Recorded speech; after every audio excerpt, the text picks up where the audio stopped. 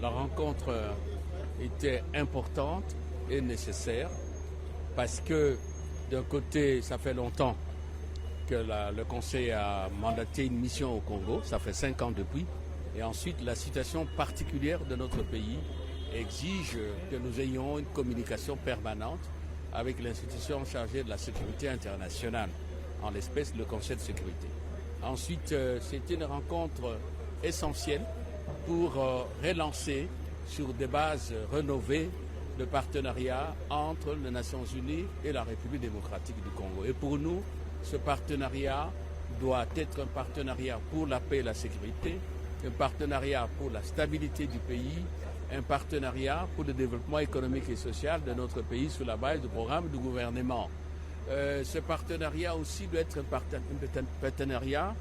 partenariat qui est ancré dans les réalités du moment, un partenariat qui rencontre les demandes fortes, les aspirations fortes de notre population. Et de ce point de vue, la priorité des priorités, c'est la restauration de la paix et de la sécurité.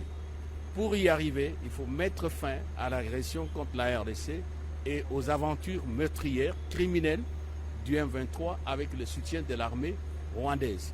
Et cela nécessite la mise en œuvre du plan d'action, du plan de paix de Luanda-Nairobi, qui a été avalisé par les chefs d'État de la région et par les Nations Unies.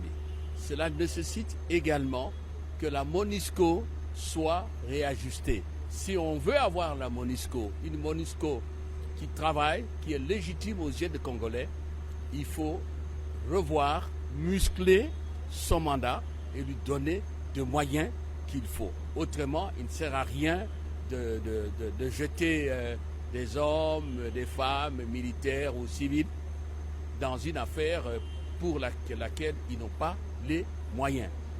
Pour aussi arriver à ce résultat d'éradiquer les cancers des groupes armés et de l'agression, il faudra des sanctions. Et nous avons insisté, les Nations Unies, en particulier le Conseil de sécurité, les moyens sont là, la tradition est là, les règles de droit sont là, les pratiques sont là. Les Nations Unies ont tout ce qu'il faut pour sanctionner, comme ils l'ont fait dans le passé, et comme ils le font aussi par rapport, par exemple, à la Russie dans la guerre en Ukraine.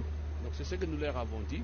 J'espère que nous nous sommes compris et que de cette compréhension, nous allons maintenant avoir un partenariat renouvelé et rénové pour mettre fin à la crise qui se vit dans notre pays.